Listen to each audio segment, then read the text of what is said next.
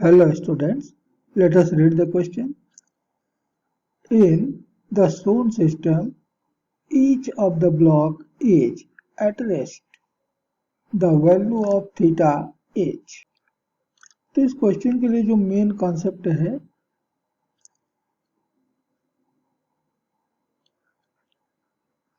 वो है कि कंडीशन फॉर इक्विलिब्रियम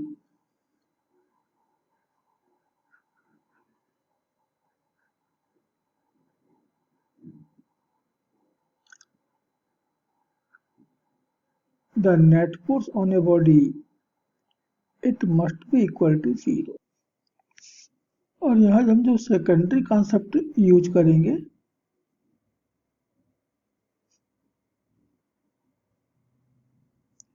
वो है लेमिस थ्योरम.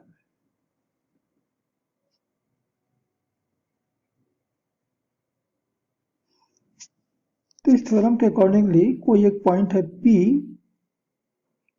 जो तीन फोर्सेस F1, F2 और F3 जो एक ही पॉइंट से होकर के जा रहे हों और कोप्लेनर है, एक ही प्लेन में हो.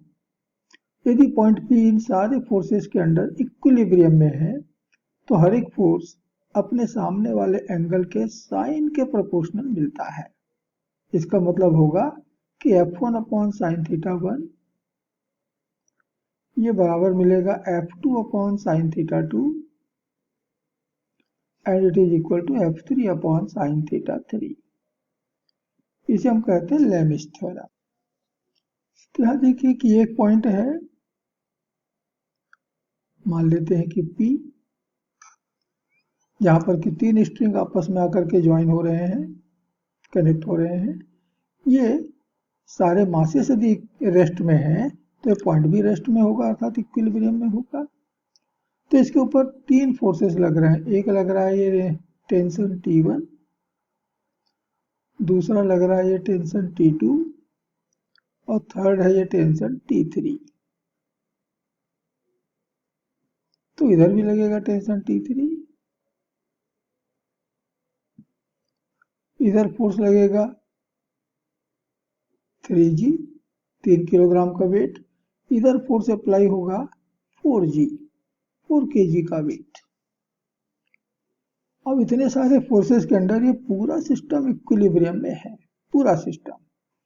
तो इसका मतलब होगा कि T2 इस 3G को बैलेंस कर रहा होगा, T3 इस 4G को बैलेंस कर रहा है. तो यहाँ हमको मिल गया T2 is equal to 3G,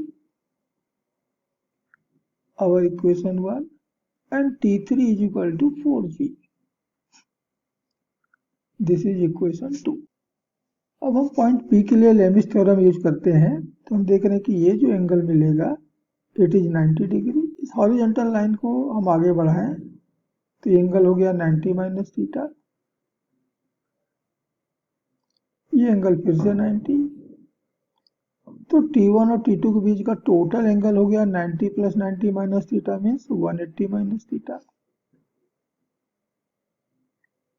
और ठीक इसी तरह से T3 और T1 के बीच का जो एंगल बनेगा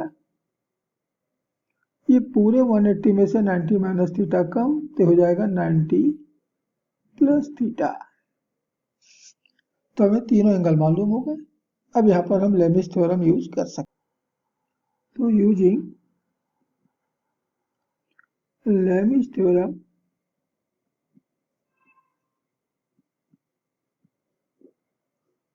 at the point P, T1 सामने का एंगल 90 है तो sign 90 is equal to T2 सामने का एंगल 90 प्लस थीटा है तो हो जाएगा sine 90 plus theta is equal to T3 और सामने का एंगल है 180 माइनस थीटा तो हो गया साइन 180 माइनस थीटा. तो यहां से हमको मिल रहा है T1 साइन 90 की वैल्यू 1, T2 की वैल्यू हमने ऊपर कहा है 3G और साइन 90 प्लस थीटा ये होता है कॉस थीटा. T3 इसकी वैल्यू है 4G और साइन 180 माइनस थीटा ये होता है according to trigonometry sine theta. एक इक्वेशन बनाते हैं और वह है 3g upon cos theta is equal to 4g upon sine theta. तो जी और जी हो गया cancel. So sine theta by cos theta equal to 4/3. It means tan theta